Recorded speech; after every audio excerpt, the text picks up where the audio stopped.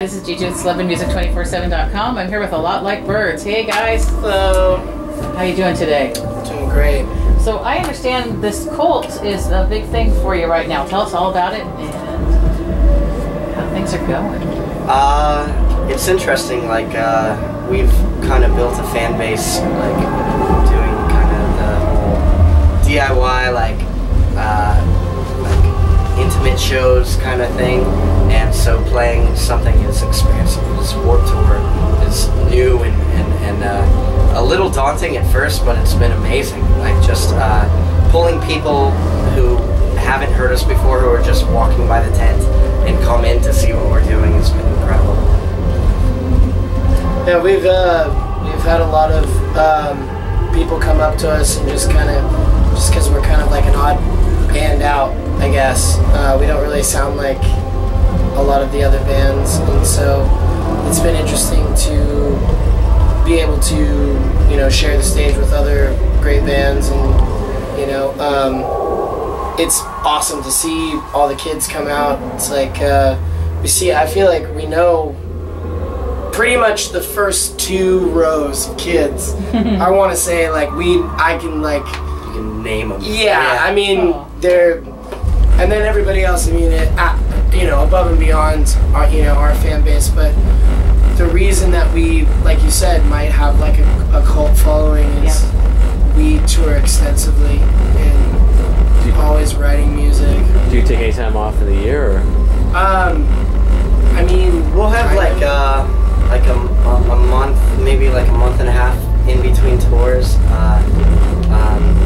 and even during our off time, we'll constantly be writing. So it's definitely a year-long job for us. There's never any pure breathing point where okay, I'm not going to do anything related to music. There's never a moment like that. So we're always making even joke music, music that we just make for ourselves because we think it's funny. Oh, I'll put you on the spot for that. Give me one of your songs that you do for joke music. Yeah. So I have a hip-hop group called Ostrich Breath. Because your head up so high, you sniffing that ostrich breath, And I go by the name of the Meekest Boaster. That's my MC name. And my friend's name is the Mystic Fascist. And we talk about fucking turn-based wizard rap. It's we're evil wizards. What's one of your songs? We'll make beats and stuff. What is I mean, all the names are really weird, the bothersome bottle worm and something I don't even know. We have one that we sample a Portishead beat, and I know that title. It's called "Wish I Was Dead Like Portishead." Really? And it's just gloomy doom and gloom hip hop, which is weird because we're white boys from California. Yeah. So what, Northern are California. you gonna ever release Sacramento, it? Just right? Yeah. like a B-side or something? You can release it? Yeah, I mean, we just put it out on Bandcamp. Oh, really? Just you can listen to it for free. I was just watching stuff on Bandcamp the other day, yeah. Yeah. I put out a solo record, serious stuff now, stuff that I just write without A Lot Like Birds, but Joseph Arrington, our drummer, played drums on the record, and a guy named Zachary Guerin, he used to be in Dance Gavin Dance with me. We wrote my solo record together, and we're probably going to write a solo record for him, and I'll collaborate with him on that record as well. We just like doing a lot of shit. Hi, this is Gigi with CelebrityMusic247.com. I'm here with A Lot Like Birds. Hey guys. Hello. How you doing today? Doing great. So I understand this cult is a big thing for you right now. Tell us all about it and how things are going. It's interesting. We've kind of built a fan base, doing kind of the whole DIY, intimate shows kind of thing. And so playing something as expansive as Warped Tour is new and a little daunting at first, but it's been amazing. Just pulling people who haven't heard us before, who are just walking by the tent and come in to see what we're doing. It's been incredible. Yeah, we've had a lot of people come up to us and just because we're kind of like an odd band out, I guess. We don't really sound like a lot of the other bands, and so it's been interesting to be able to, share the stage with other great bands, and it's awesome to see all the kids come out. It's like I feel like we know pretty much the first 2 rows of kids. I want to say you can name them. Yeah, I mean they're, and then everybody else. I mean, above and beyond our fan base, but the reason that we, like you said, might have like a cult following is we tour extensively and always writing music. Do you take any time off in the year? Or? I mean, we'll have a month, maybe like a month and a half in between tours, and even during our off time, we'll constantly be writing. So it's definitely like a year-long job for us. Like, there's never any like pure breathing point where like, okay, I'm not gonna do anything related to music. There's never a moment like that. So we're always making even joke music, like music that we just make for ourselves because we think it's funny, like, I'll put you on the spot for that. Give me one of your songs that you do for joke music. Yeah. So I have a hip hop group called Ostrich Breath. Because your head up so high, you sniffing that ostrich breath, And I go by the name of the Meekest Boaster. That's my MC name. And my friend's name is the Mystic Fascist. And we talk about fucking like turn-based wizard rap. It's like we're like evil wizards. What's one of your songs? We'll make beats and stuff. What is I mean, all the names are like really weird, like the bothersome bottle worm and something I don't even know. We have one that we sample a Portishead beat, and I know that title. It's called "Wish I Was Dead," like Portishead. Really? And it's just gloomy doom and gloom hip hop, which is weird because we're white boys from California. Yeah. So wait, Northern are you California. gonna ever release it? Sacramento, Just right? like a Yeah. like a B-side or something? You can release it? Yeah, I mean, we just put it out on Bandcamp. Oh, really? Just like you can listen to it for free. I was just watching stuff on Bandcamp the other day, Yeah. I put out a solo record, serious stuff now, like, stuff that I just write without a lot like Birds, but Joseph Arrington, our drummer, played drums on the record, and a guy named Zachary Guerin, he used to be in Dance Gavin Dance with me. We wrote my solo record together, and we're probably going to write a solo record for him, and I'll collaborate with him on that record as well. We just like doing a lot of shit, like it's pretty much impossible to like not do something musically when you're home. It'll kill you. Like, you feel so useless if you're not constantly putting yourself forward and creating something. It's the passion, right? Yeah. It's driving. Like, it can be a blessing and a curse. Like, you may want to break from it, but if you take a break, you're just like, no, I have to do something now. So and creating music is just as important as listening to other people's creative music. Like I was talking to one of the guys from Finch, and he was naming off bands that I've never even heard of, and now I have my homework. You know what I mean? Like, right. That's how it goes. Like, you can't progress without constantly feeding the brain with new music or old music or any different music. Which is why Warped is so interesting. Yeah. I mean, Opens you to everybody. Yeah, I mean, it's in your face all the time. Like, if you're just walking to go to the bathroom, you're going to end up hearing like half a set on the way of a band you've never heard of. And so it forces kids, even if even if they have their niche that they enjoy, it forces people to listen to something they may have never found on their own. So that's why we hope to be a part of that. Like, you know, we this is our first time on Warp, so we want to be a part of that experience. Yeah. Since you guys have been doing it, though, I know a lot of bands aren't on every tour or every date, right? Yeah. So, is there any bands that you would recommend that you've already seen that is not here today?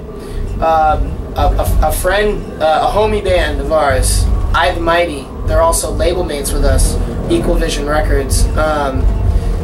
We got the first half, and they got the second half. Oh, nice. So they'll be on tour, basically in place of us.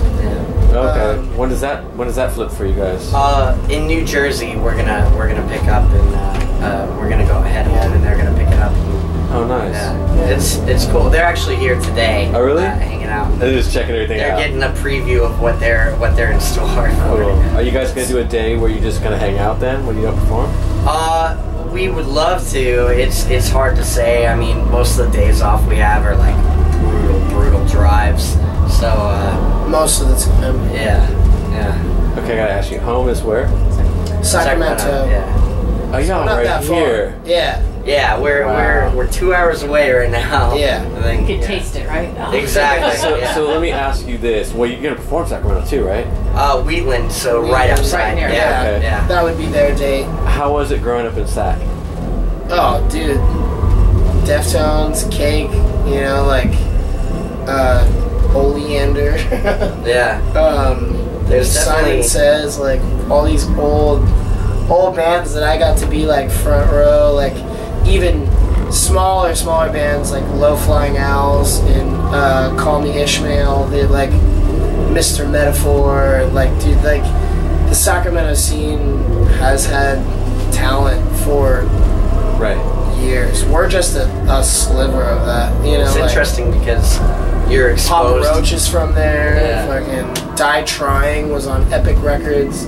You're exposed to so much music, and so you have a lot of inspirations, which is a positive thing. But then you also have a pressure. Like I'm a Sacramento band. I don't want to sound like a derivative of this other Sacramento band, or you know, I don't want to do something that hasn't been done already. And also, what Sacramento had when I was growing up was a humongous hardcore scene with hoods. Just being in downtown Sacramento, they had basically an illegal venue. Like, it was just a place that said "Post No Bills" on the front, and like you could get in. I mean, it was a donation sort of thing. But I saw American Nightmare, I saw The Bled, I saw Hoods. I mean, I saw Carry On. I saw, you know, Daughters. I mean, I saw so many good bands with, like, you know, I mean, 4 times the size of this, you know, and it was like a brick cube, and I'd get smacked, like, just by some big dude, just boom, you know. I mean, it sucked, but I knew not to, you know, I knew where to be, like, you know, like, you learned really quick.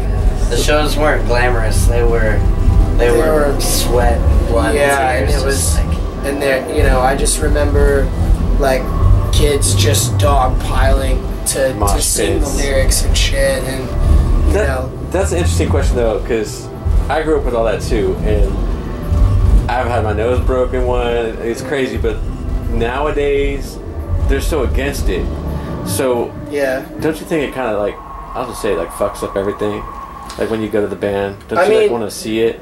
Yeah. There's that's part of it. like this organized like chaos thing at shows now. It's like, have a mosh, a friendly mosh, have It's a like circle a pit, pseudo-mosh. a friendly circle pit, and like, not to say that we're even like a mosh or circle pit kind of band, but when it's nice to have those shows where we'll play on the floor, and I mean, the kids are right up. Like, you lean back for 1 second and you're in the crowd. Yeah. And like that's nice. And yeah, like maybe your guitar pedals are gonna get messed up. Maybe, you know, your mic's gonna get broken. Maybe you're gonna get injured in some way. But it's that thing where it's like, this is an experience. It's not, hey, let's pretend we're all just going crazy, but you know, let's keep it calm. Yeah. I I tell kids to jump. Like, that's the only thing I just jump off the ground. Yeah. You know, like dance. You know, like. But I mean,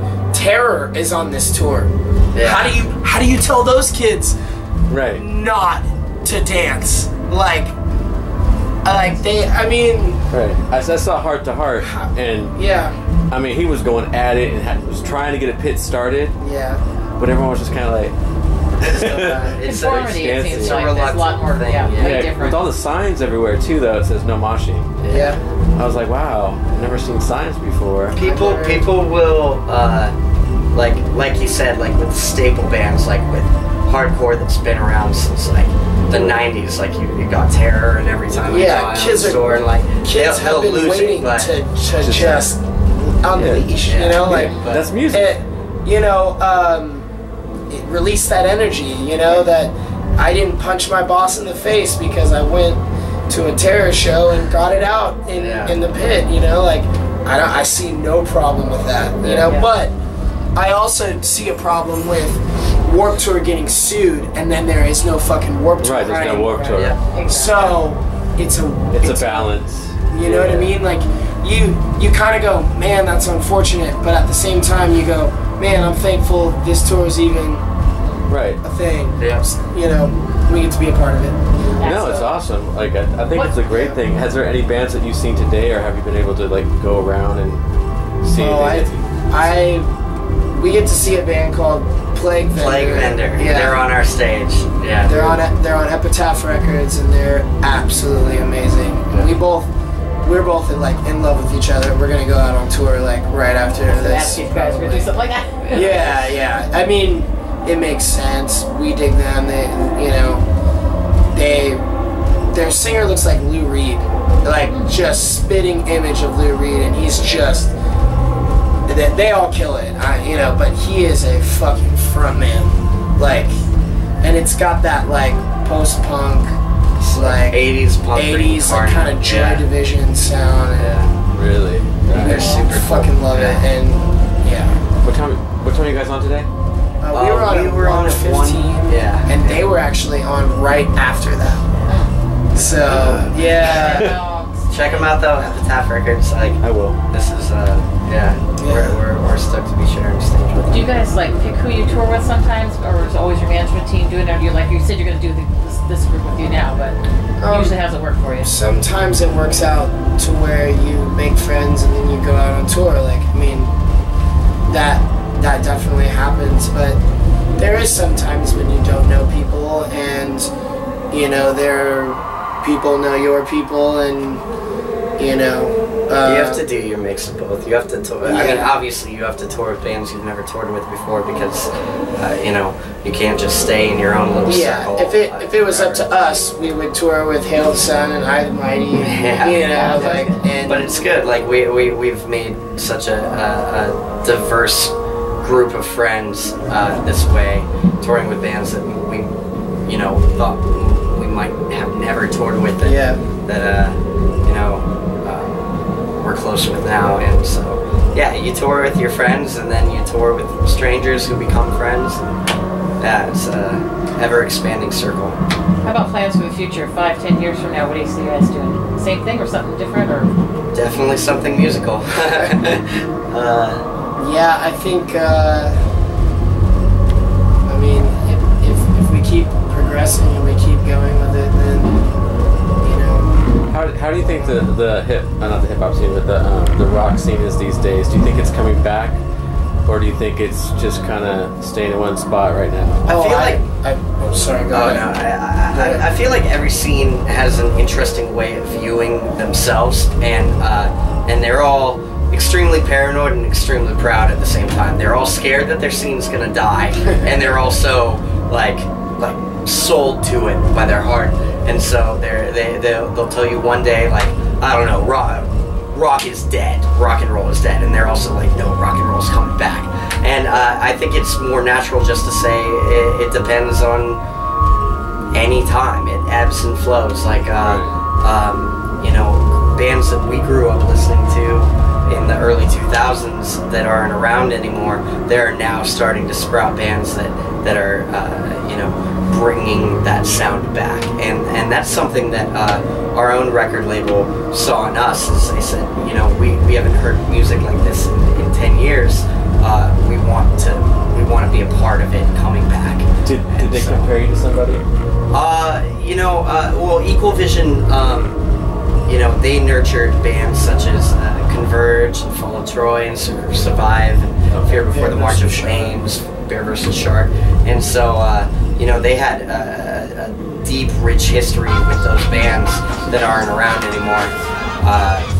And they saw something similar in us that they, I don't know, they put their faith in.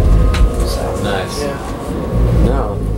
I think it's awesome. You have anything more to say? What would you say to your fans right now? What do you want your fans to know? Something that they don't know about you yet. I don't know. My fans probably know a lot about me. Because our fans are awesome, and when they like something, they really, really like it. And, you know, something from what, the last question, like, bands, we kind of went from that band where nobody kind of wanted to, not wanted, but they didn't know what to do with us. We went from a band that was like, well, nobody's really doing what you guys are doing anymore, to this era where fucking the Blood Brothers are reuniting, and At the Drive-In just got back together, really? And The Refused, like, just did a $1 million tour playing Coachella and like all these states in Europe and shit. And it's just like, you know, when I see that, like, I feel like my investment is, you know, not all in vain, because, you know, honestly, I would do it anyways, but just makes you happy. Like, I remember when the Used got on television, I was like, yes, you know what I mean? Like, a guy that sings and screams, and it's not this cookie cutter bullshit anymore. Like, the underground is kind of pushing through, and and you know, that's good news for everybody. No, I think you have a point, because I think for music these days, because I mean, I listen to all kinds of music. Yeah. There's so much cliche and pseudo stuff out there that only the movement survives. And you were talking about your cult following and stuff like that. I think that's what's probably making all those bands see what you're doing. And what's so funny is I have a couple friends that are artists, and everyone's watching you, even when you don't think they're watching you. Yeah. And that's why they're going, wait, we gotta do what they're doing, because they're doing it again. We were doing that 10 years ago. They brought it back. Our door's open. We gotta jump on it. Right. So it's a good thing. I mean, it's awesome that this kind of music is sort of reviving, because, you know, it's just gonna help everybody that wants to do, you know, like the push the envelope shit, you know what I mean? Like, oh yeah, I used to love that stuff. It just kind of disappeared for a while. Right. It's back. It's very nice. Building a family out of people who are just like, music is there 100%. It has been amazing. Like, our fans are insane. Just like the lengths they'll go to just to support us is incredible. And so if we can find more fans like that, and we can find more bands to play with, like, we're very optimistic about how things are looking. That's awesome. So, yeah. Just one more quick question. So are there any bands out there that you really would like to play with on the road that you haven't had the opportunity to? Yeah, I mean, there's a bunch of bands on this tour that have really stood out. You know, Plague Vendor, like I said, they're amazing. Every Time I Die would be, you know, a dream come true. Those guys are amazing musicians. Who else? One OK Rock. One OK Rock, super cool. The Japanese band that's on this tour. we played Let Live's CD release show. Yeah. And then we were in talks to do a tour with them, and some things fell through. Some things regarding Warped as well. And so we would love to go out with our friends. Live. Yeah. We love Jason and Lonnie. and all those dudes. Yeah.